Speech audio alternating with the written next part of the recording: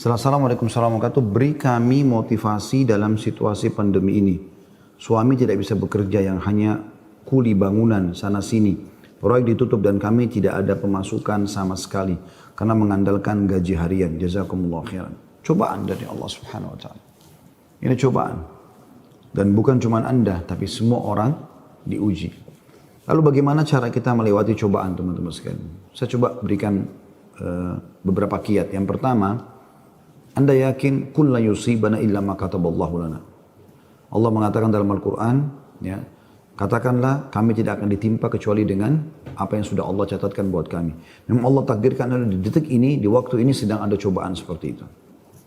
Tetapi ini harus dikemas dengan ayat yang lain, yaitu inna ma'al usri yusra, ya. Fa inna ma'al usri yusra. Sungguhnya di setiap kesulitan akan ada kemudahan, di setiap kesulitan pasti ada kemudahan. Jadi saya yakin Anda masih banyak memiliki kemudahan. Seperti misalnya Anda masih bisa bernafas, masih bisa melihat, masih bisa mendengar gitu kan.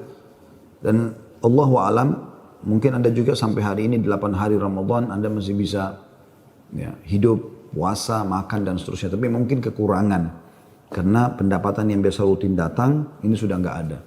Mungkin juga Allah Subhanahu wa taala menggerakkan beberapa hamba-hambanya yang memenuhi kebutuhan Anda. Teman-teman, coba bergantung kepada Allah Sang Pencipta. Dan jangan ragu tentang masalah itu. Bergantung kepada Allah Subhanahu wa taala. Saya ingin berbagi sebuah kisah. Menukil sebuah kisah seseorang yang sangat susah hidupnya.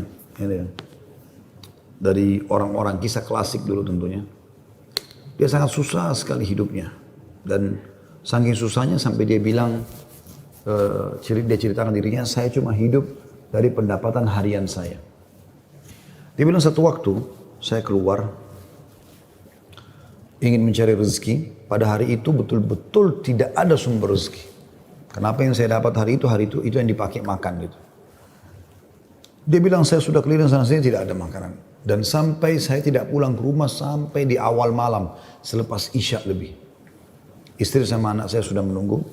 Kemudian saya pun pulang ke rumah. Begitu pulang ke rumah, dibuka pintu, disambutlah oleh anak dan istri dengan harapan selain menemui saya juga mereka berharap bisa ada makanan dan minuman seperti biasa. Tapi karena istri saya melihat di tangan saya tidak ada sama sekali bekal apa-apa, maka saya pun duduk, kemudian diberikan air putih, lalu dia bertanya, apa hari ini nggak ada bekal makanan? Lalu saya menjawab, sama sekali saya nggak temukan pekerjaan. Saya tidak tahu harus mencari di mana lagi. Lalu kata istrinya, lalu apakah kita harus tidur dalam kondisi kelaparan? Saya sama anak-anak betul-betul belum makan sama sekali dari pagi gitu. Maka kata dia, baik, saya istirahat sejenak, baru saya akan keluar cari rezeki lagi. Mudah-mudahan malam ini Allah berikan kepada kita. Kata istrinya, baiklah kalau gitu. Subhanallah, tanpa mengenal letih, laki-laki yang soleh ini dia keluar dari rumahnya. Dan waktu dia keluar, sudah masuk, kalau kita sekarang jam 12 malam. Zaman dulu belum ada lampu kayak kita sekarang. Mungkin di jam 10 malam aja kalau kita sekarang itu sudah, zaman dulu orang sudah tidur semua. Gelap. Maka dia pun jalan, dia tidak tahu mau kemana sambil dia berdoa kepada Allah SWT. Ya Allah, kemana langkah kakiku ini? Aku sendiri belum makan seharian, anak istriku juga belum makan. Berikanlah kami rezeki. Sambil berjalan, dia bilang mata saya tiba-tiba melihat sebuah masjid. Di sekitar rumahnya, tidak jauh dari rumahnya. Gelap, nggak ada lampu kan, zaman dulu belum ada lampu, orang pakai sumbu, pakai minyak, dinyalakan, kemudian baru terang, itu pun sangat kecil penerangannya sebagaimana kita tahu kalau pakai sumbu. Maka dia coba nyalakan api, menyala, kemudian dia wudu, dia sholat, dia tidak tahu harus buat apa lagi. Mulai ada sholat, habis sholat dia berdoa kepada Allah Subhanahu Wa Taala supaya dimudahkan, dikasih rezeki, dikasih segala macam, dan dikeluarkan dari masalah kemiskinan ini. Setelah itu, subhanallah, terjadi pada malam itu, penguasa di wilayah itu, kalau kita bisa bahasakan rajanya, gelisah, nggak bisa tidur. Dan seperti orang ketakutan akan meninggal dunia. Hatinya terdorong untuk bersedekah. Maka dia mengambil beberapa kantong isinya emas. Man. Lalu dibawa sama dia, dan dia bilang, ya Allah, hatiku sangat gelisah, aku takut meninggal sementara aku masih belum memiliki bekal yang cukup bertemu denganmu. Maka izinkanlah hambamu ini bersedekah di jalanmu. Dia bawa berapa banyak karung yang dia bisa bawa, karung-karung kecil, bungkusan emas semuanya. Dia naik kuda dan dia mengatakan, ya Allah, Dan aku minta petunjuk kepadamu. Aku tidak akan memegang tali kekangan kudaku ini, aku biarkan jalan. Raja tidak minta dikawal oleh siapapun. Tergerak hatinya begitu. Subhanallah dia jalan. Jalan. Subhanallah ya, Maha Suci Allah, kisah nyata ini menjelaskan.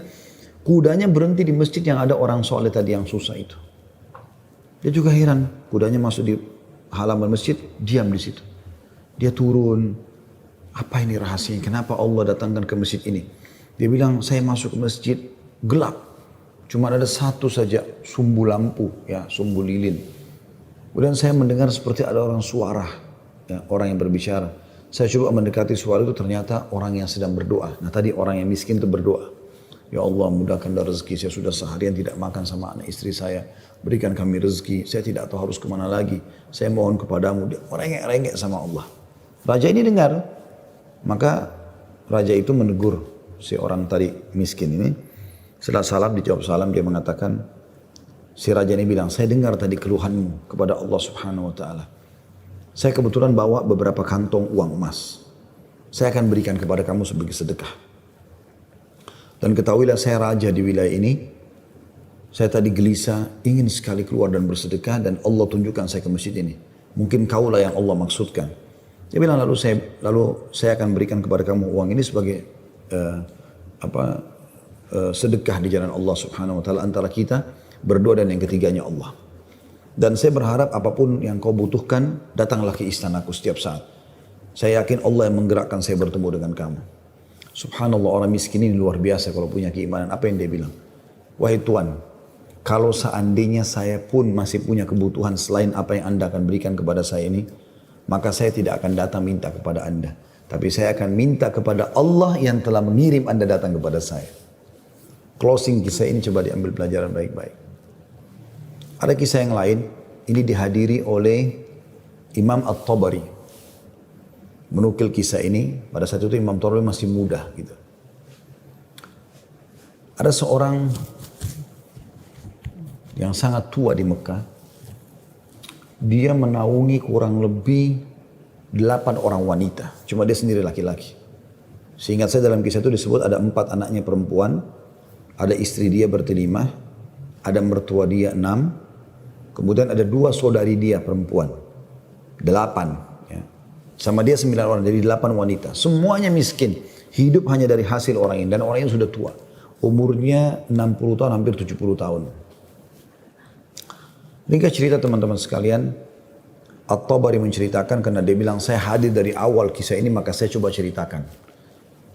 Dia bilang ada seseorang yang tua, miskin. Saya melihat lalu lalang di sekitar Masjidil Haram di Mekah ya, di musim haji. Dia coba mencari sesuap nasi gitu kan. Kata Imam Tabari. Kemudian dia tidak temukan. Lalu dia pulang ke rumahnya. Imam Tabari tertarik untuk mengikuti orang ini sampai akhirnya tiba di rumahnya. Dan dia lihat keadaannya orang ini susah, miskin sekali gitu. Yang jelas dia ditanya oleh istrinya, mirip dengan kisah tadi, apakah ada makanan buat kita hari ini? Kebetulan waktu itu awal Ramadan di Mekah. Mereka tadi sahur, tidak ada makanan, sekarang mau buka puasa juga nggak ada makanan. Maka dia bilang, saya sudah coba tadi keliling mencari makanan buat kita buka puasa, tapi nggak ada. Kemudian dia bilang, coba saya keluar lagi. Keluarlah orang tua ini, jalan jauh dari rumahnya. Apa kira-kira yang harus dia lakukan? Dia harus kerja kemana? Sambil bermunajat kepada Allah, ya Allah berikanlah rezeki. Sampai karena dia capek, dia duduk di sebuah pohon, dibawa sebuah pohon. Kemudian dia sengaja tangannya dia menyentuh tanah yang ada di situ. Kemudian dia menyentuh seperti satu barang keras gitu. Waktu dia lihat ternyata ada kotak di sebelah dia. Dia tidak perhatikan waktu pas mau duduk. Dan kotak ini biasa dipakai untuk ngisi emas gitu. Maka dibuka lah sama dia. Kotak tersebut ternyata betul ada emas dalam. Banyak sekali. Kalau saya tidak salah waktu itu 1000 keping emas ya. Maka dia pun melihat membuka. Ini harta yang luar biasa. Di siang hari nggak ada orang di bawah pohon. Gitu kan. Dia lihat kiri kanan, tidak ada pemukiman masyarakat, di pinggiran sekali, gitu kan. Maka diambil sama dia, dibungkus dengan rapi pada saat itu dengan kainnya, Dan dia sempat berpikir, terlintas di benaknya, syaitan menggoda, gitu kan. Kau orang miskin, kalaupun kau tidak mau mengambil semua, ambillah minimal 1 batang emas atau 1 koin dinar emas, ya, yang kau bisa infakkan untuk buka puasa keluargamu. Tapi dia melawan sambil dia mengatakan, tidak bisa, ini bukan hak saya. Kalaupun ini luqata ini seperti harta yang harta yang ditemukan. Kan itu syaratnya harus teman-teman sekalian diiklankan selama setahun ya. Selama setahun Anda iklankan, kalau sudah setahun baru bisa mungkin jadi hak milik Anda. Ya. Yang jelas teman-teman sekalian, dia pulang ke rumahnya, lalu kemudian dia rencana tidak mau sampaikan kepada istrinya. Terus istrinya rupanya karena membuka pintu melihat ada di tangannya sesuatu, maka istrinya bilang, apa kau sudah bawa bekal buat kami? Kata dia, nggak ada. Lalu kemudian dia mengatakan, tapi apa itu? Di bawah bungkusan kainmu. Dia bilang, ini bukan urusan kamu. Dia bilang, saya minta atas nama Allah, jelaskan apa itu. Karena istrinya membawa nama Allah, maka dia mengatakan, ceritanya begini tadi. Istrinya, perempuan, miskin, dengar emas gitu kan. Perempuan kaya saja dengar emas mungkin tertarik, apalagi yang miskin, yang susah gitu. Maka dia mengatakan, kalau gitu kita bisa gunakan, karena kita orang miskin dan itu harta yang kau temukan. Kata dia, tidak demi Allah. Kalaupun ini kita bisa gunakan setelah 1 tahun kita iklankan. Tidak boleh sembarangan. Maka istrinya bilang, kalau begitu, mirip dengan tadi godaan awal syaitan. Kalau begitu minimal ambil 1 koin dirhamnya, dinarnya. Kita pakai buka puasa. Halal buat kita sekarang, kita ini miskin sekali, nggak bisa apa-apa. 8 orang kau harus naungin sekarang. Dia bilang, tidak demi Allah. Kalau seandainya kau sentuh kotak ini ada yang kau ambil, demi Allah kau saya ceraikan. Istrinya kaget dengan kata-kata itu, akhirnya dia lihat keseriusan suami, dia tidak berani juga. Disimpanlah di rumahnya. Akhirnya tiba waktu buka puasa, mereka buka puasa apa adanya, air putih saja, roti-roti kering ada di rumah, itulah yang dimakan sudah. Besok pagi, selepas sholat subuh di Masjid Haram, orang tua ini pas keluar, ternyata ada 1 orang dari Khurasan. Khurasan ini dari wilayah Irak sama Iran sana ya. Datang, naik di atas sebuah batu dekat Masjid Haram, lalu teriak-teriak. Nah, dia mengatakan, wahai muslimin, wahai orang-orang yang sedang haji, wahai hamba-hamba Allah, saya kehilangan sebuah kotak emas, kotak isinya 1000 dirham emas, 1000 dinar emas. Siapa yang menemukan, tolong kembalikan kepada saya dan semoga Allah balas kebaikannya dengan pahala dan pengampunan dosa, peninggian derajat dan seterusnya. Rupanya si orang tua ini dengar, kotak ini dia yang temukan kemarin, tapi dia juga butuh. Maka dia mengatakan, wahai Khurasani, Khurasani kayak orang dari Khurasan, dia tahu ini dari Khurasan, mungkin dari face wajahnya gitu kan, mirip-mirip orang Khurasan. Wahai Khurasan, kalau ada orang yang temukan, berapa kau kasih dia? Kemudian kata orang tersebut gitu kan, Khurasan itu, berapa kira-kira dia minta? Kata orang tua ini, minimal aku kasih dia setengahnya. Kata orang Khurasan, tidak bisa. Kalau begitu, kasihlah berapa yang kau mau. Mungkin 1/10-nya. 10% maksudnya. Kata orang Khurasan, tidak bisa. Dia kembalikan karena Allah dan saya doakan supaya dapat pahala di sisi Allah. Dia miskin. Ini hari kedua Ramadan. Sahur dan buka puasa kemarin pas-pasan cuma dengan roti kering dengan air putih. Sudah tua, umurnya hampir 70 tahun. Mau kerja di mana? Di rumahnya sudah ada emas yang begitu banyak. Godaannya luar biasa. Ya. Ini teman-teman mohon maaf agak panjang saya sampaikan dan saya jawab pertanyaan ini karena saya melihat memang ini permasalahan yang dihadapin sekarang ya. Dan butuh jawaban secara keimanan. Apalagi tadi petanya tadi minta semacam motivasi apa yang bisa disampaikan. Jadi saya harus menyampaikan kisah ini. Mudah-mudahan teman-teman yang sedang menghadapi PHK, lagi susah kayak tadi. Ibu ini berkeluh kesah, suaminya hanya kuli bangunan, sekarang lagi berhenti dan segala macam. Insya Allah diberikan jalan keluar. Baik, kita kembali ke kisah tadi teman-teman sekalian. Maka orang ini pulang ke rumahnya lalu dia mengatakan, wahai istriku, aku sudah temukan pemilik emas ini. Kata istrinya, alhamdulillah kalau begitu. Bagaimana perkembangan? Tapi saya minta sama dia supaya dia bayar sesuatu. Terus negosiasi dia tanya mau berapa, saya bilang sekitar setengahnya, dia nolak, ya sepertiganya menolak, seperempatnya menolak, sampai saya terakhir tekankan sepersepuluhnya saja, dia juga nggak mau. Dia hanya mau doakan saja. Kata istrinya, coba kau kembali ke dia, siapa tahu dia masih mau negosiasi. Ya kan? Dia bilang baiklah. Dia kembali lagi, ketemu lagi sama orang tadi, gitu kan, di hari yang ketiga sekarang. Maka orang itu sama orang Khurasan naik atas batu yang sama dekat Masjid Haram. Wahai muslimin, wahai orang-orang yang haji, wahai hamba-hamba Allah, ada nggak menemukan peti saya isinya 1.000 dinar emas, gitu kan. Semoga Allah berikan dia kedudukan, Allah ampuni dosanya, angkat derajatnya dan seterusnya, didoakan gitu. Datang lagi orang tadi mengatakan, wahai Khurasan, saya sudah bilang sama kau kemarin, berilah upah. Mungkin kalau kau tawarkan upah, orangnya mau mengembalikan penemunya. Kata dia, berapa paman saya kasih? Dia bilang, saya bilang kemarin 1/10. Orang sana mengatakan, enggak, saya enggak mau. Kalau begitu, berikan dia 1 saja. 1%, 1 saja. Ya, dinar itu, yang dia bisa pakai setengahnya, dia sedekahkan untuk beri makan orang-orang susah di sekitar haram, setengahnya lagi dia pakai buat kebutuhan keluarganya. Orang Khurasan ini diam lalu mengatakan, tidak demi Allah. Jadi luar biasa, dia nggak mau kasih. Pokoknya dia kembalikan utuh, ya, atau nggak usah. Dan dia berharap pahala di sisi Allah. Kalau dia minta bayaran, saya nggak mau. Orang ini kembali lagi ke rumahnya, bilang lagi sama istrinya, orang ini betul-betul tidak mau. 1 koin dinar, 1 dinar pun dia nggak mau kasih. Kata istrinya, lalu bagaimana? Kata dia, saya akan berazam sudah mau kembalikan. Semoga Allah menyelesaikan permasalahan kita. Kata Imam Tabari yang menceritakan kisah ini, dia betul-betul hadiri kisah ini. Dia tahu ini jalan ceritanya dan dia menceritakan. Lalu orang ini kembali lagi, ternyata di hari selanjutnya masih sama lagi kejadiannya. Terus kemudian kata orang tua ini karena sudah 3 hari berturut-turut dia mengatakan, wahai Khurasan, kau mau petimu? Saya tahu di mana petimu itu. Kata dia, ya baiklah, saya akan ikut. Ikutlah dia. Kata Imam Tabari, saya ikut ke rumahnya orang tua ini. Jalan. Pada saat tiba di satu rumah, ada rumah yang terbuat dindingnya dari tanah liat. Sama sekali tidak kelihatan ada layak untuk ditinggal. Tapi hanya sekedar tanah liat, mungkin kalau ada angin kencang bisa rubuh.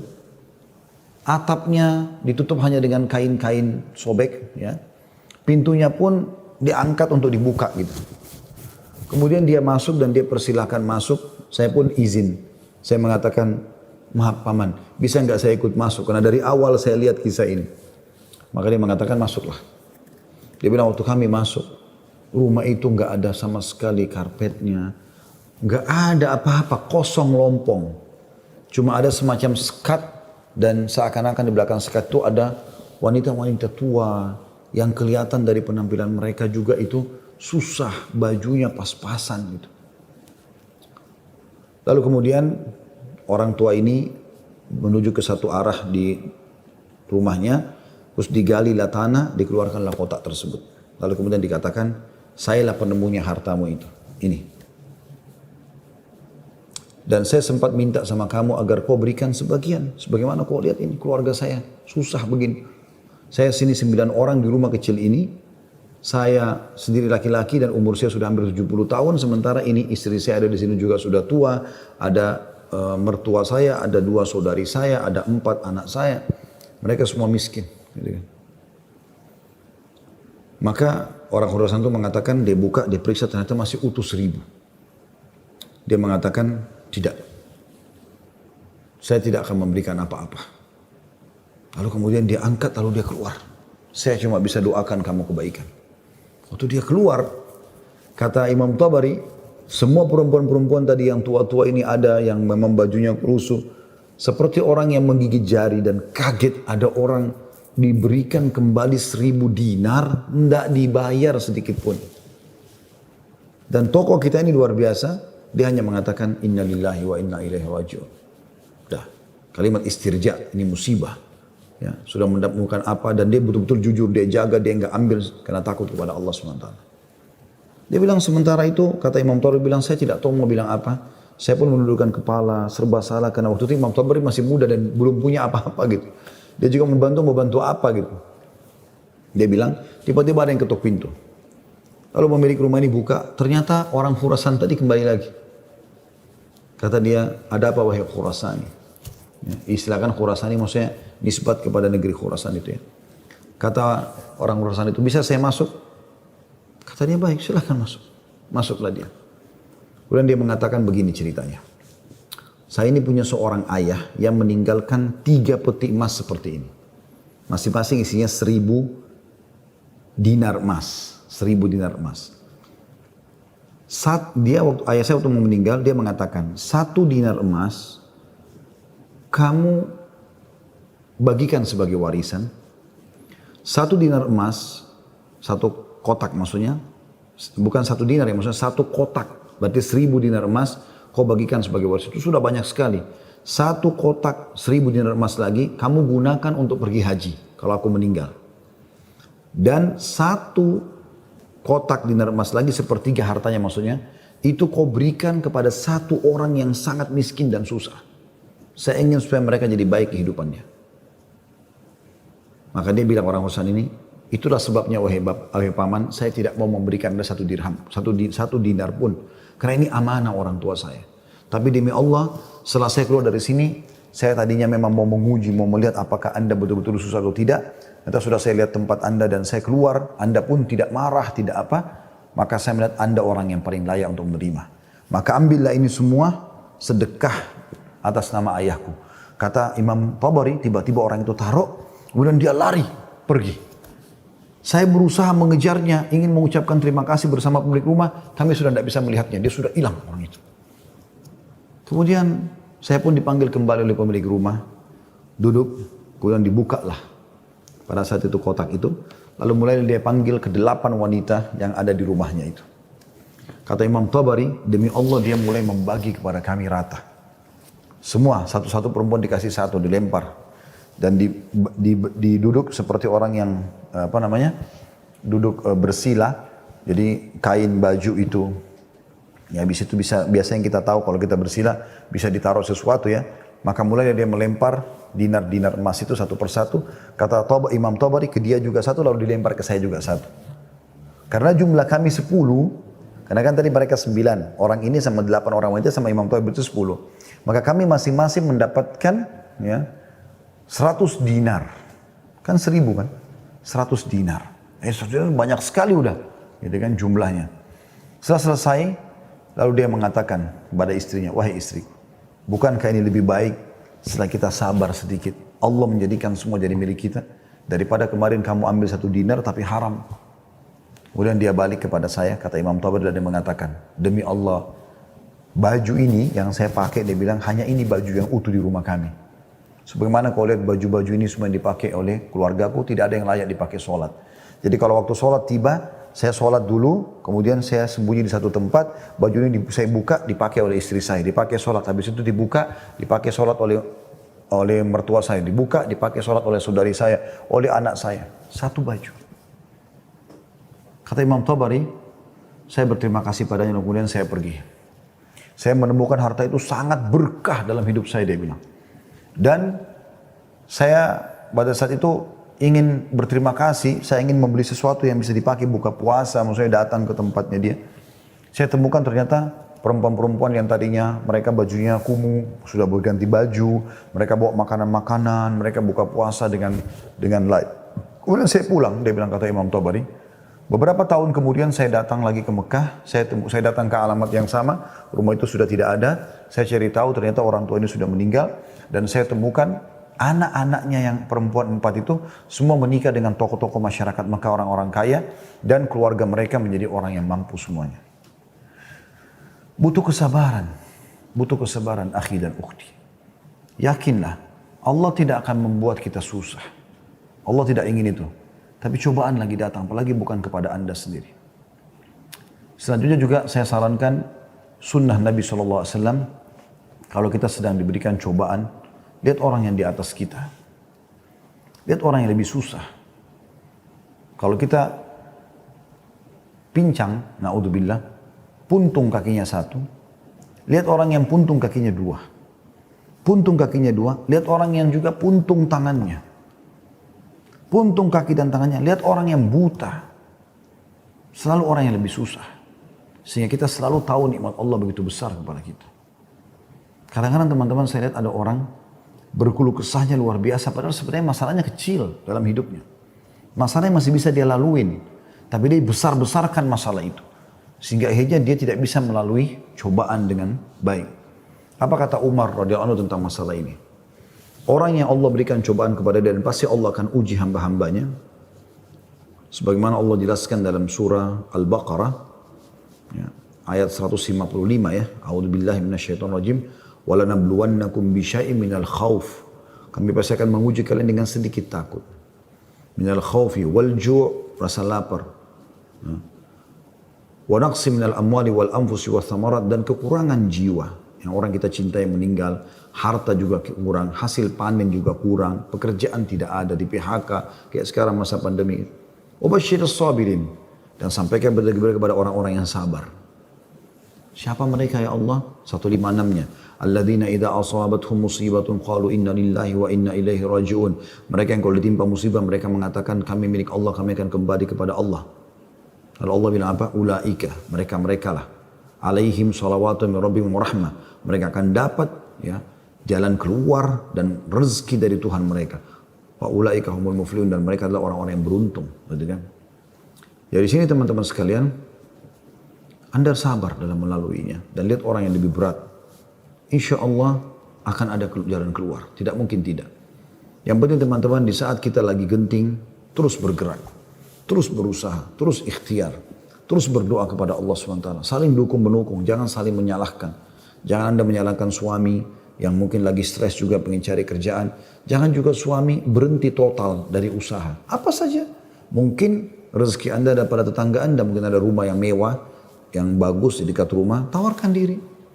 Betul-betul masa pandemi ini saya kuli bangunan, saya nggak bisa kerja apa-apa, rumah saya di sebelah sini. Ada yang bisa saya kerjakan, bersihin kebun kah, ke taman kah, di sini. Apalah ya, cuci mobil, kan bisa apa saja. Coba, mungkin rezeki di situ. Siapa tahu Allah SWT gerakkan mereka orang-orang kaya tetangga Anda itu, justru mereka bisa menyiapkan buka puasa, sahur. Alhamdulillah, kehidupan bisa berjalan, gitu kan? Maka Allahu a'lam itu yang saya bisa kasih jawaban, karena saya juga merasa prihatin dengan keadaan ibu dan suami dan semua muslim yang sedang tertimpa seperti ini. Semoga Allah SWT memberikan kita semua jalan keluar yang terbaik. Ya.